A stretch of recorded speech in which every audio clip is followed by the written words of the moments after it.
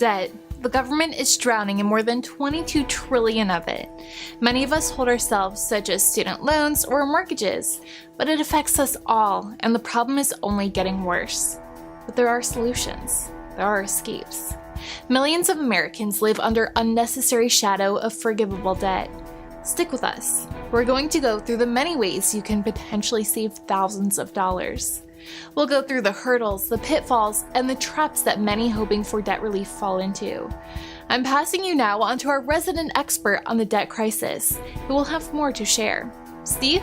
Thank you, Susan. Now I'm going to make this as simple as possible because it can get really wordy real fast. And I think that some like it that way, as, well, I think you're going to see. Now, according to a shocking report from the Government Accountability Office, many student borrowers are kept in the dark about their federally appointed loan servicers.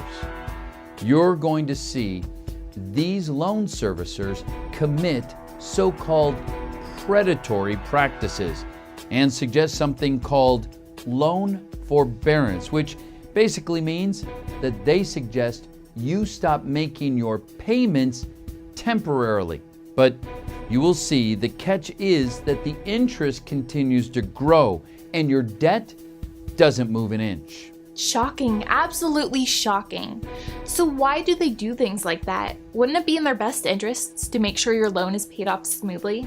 Well, the interest I already mentioned, but they often charge a $150 fee for the pleasure.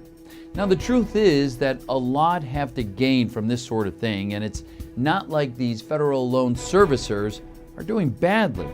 They get a sweet $600 million a year from the government. And I think it's not going to be long before someone is looking over the shoulder at all of this. Frankly, trickery and misinformation.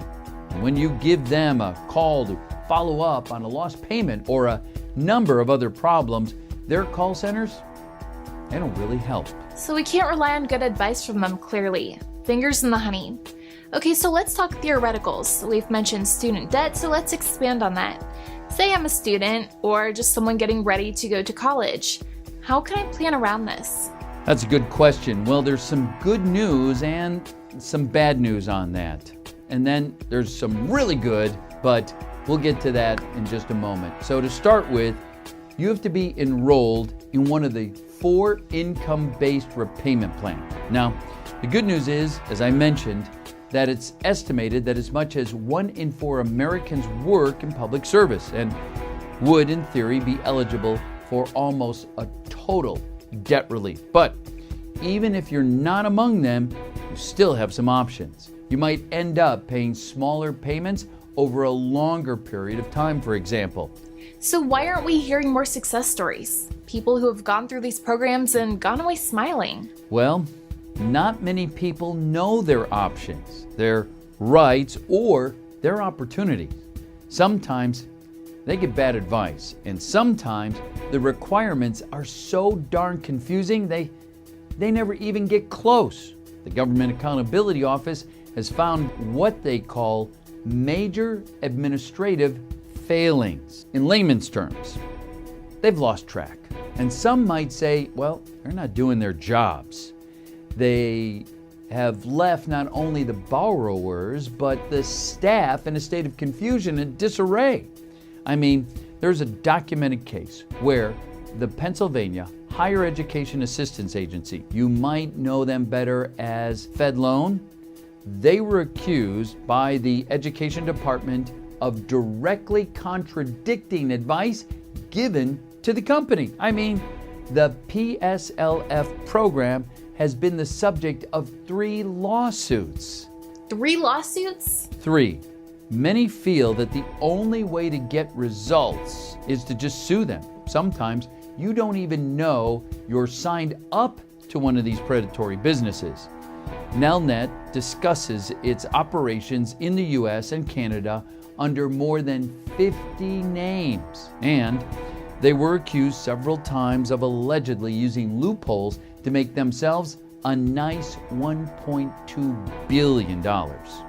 And if you are, what then? Well, If you see the Intuition, Infinet, Tricura, or Lone Star name inside those little brown envelopes that you dread to receive, well, you're already being managed by these people. Navient is one of the biggest of them, and 12 million accounts all over the country. They've gotten control of $300 billion in debt, and I've heard stories about their servicing history as well. I've heard many stories of their call centers, outsourced, badly informed, and often impatient. Not to mention the seemingly endless back and forth of forms and documents, only to find out you've been rejected all the way down the line. This just keeps getting worse. I guess they've already been accused of shady dealings. Allegedly, as always, very little of this really seems to stick to them. Good lawyers. Probably expensive ones, I'd bet. So what then? The world is burning and everything's gone to the dogs? There are organizations that can help you to escape this vicious cycle. There are programs that will forgive a part or even the whole of your debt. It's all about what you qualify for, and you'll never know if you don't find out. It's all about what you know. So if you're able to file the right documents, speak to the right people in the right order, well, you might just make it through this. But you can't rely on the loan servicers to provide this information to you. Who then? It's a great question, and I'd advise getting in touch with experts, people who know every leak as well as the loopholes. You need people on your side because the world isn't what it was, and you can't rely on the government anymore. These days. There's a company I often recommend, which is the Academy Help Center. They are experts on the requirements and procedures of debt relief. You can get in touch with them and they'll take you through everything. When the time came for my daughter to look into going into college, I looked into, and I mean it, I really looked into all this stuff.